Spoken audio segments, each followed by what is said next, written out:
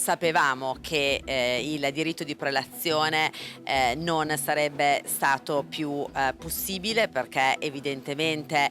siamo anche l'unico paese a livello internazionale ad averlo, benché la unsolicited proposal, quindi la proposta iniziativa privata, sia utilizzata anche altrove. In realtà a livello internazionale, soprattutto per i contratti complessi, soprattutto per i contratti di EPC, quindi quei contratti necessari per l'efficientamento energetico degli edifici, si utilizzano soprattutto procedure negoziate, dialogo competitivo, perché quando aumenta la complessità noi abbiamo bisogno di dialogare con il mercato. Quindi questo è uno strumento tutto italiano, è auspicabile non solo dare certezza, perché evidentemente serve certezza, la nuova norma in elaborazione è sicuramente una norma costruttiva che guarda a questi nuovi modelli utilizzati anche a livello internazionale, che poi nuovi non sono, perché ovviamente sono delle procedure già previste dalle direttive comunitarie. Le cose più importanti e auspicabili per il governo sono sicuramente: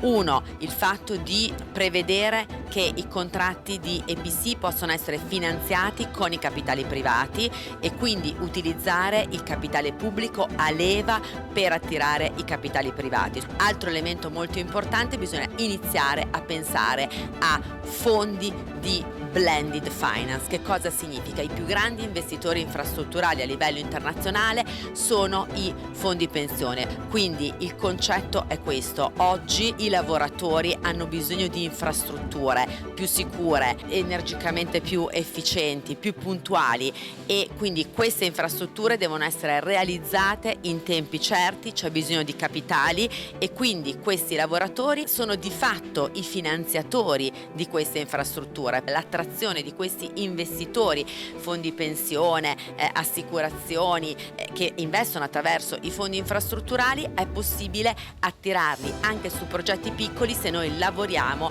attraverso delle logiche di blended finance. Questo significa essere veramente lungimiranti e investire oggi le risorse finanziarie che serviranno poi anche per pagare le pensioni in futuro, ma soprattutto che oggi ci servono per fare le infrastrutture e per dare un sostegno al PIL e all'occupazione e per creare quindi un maggior benessere.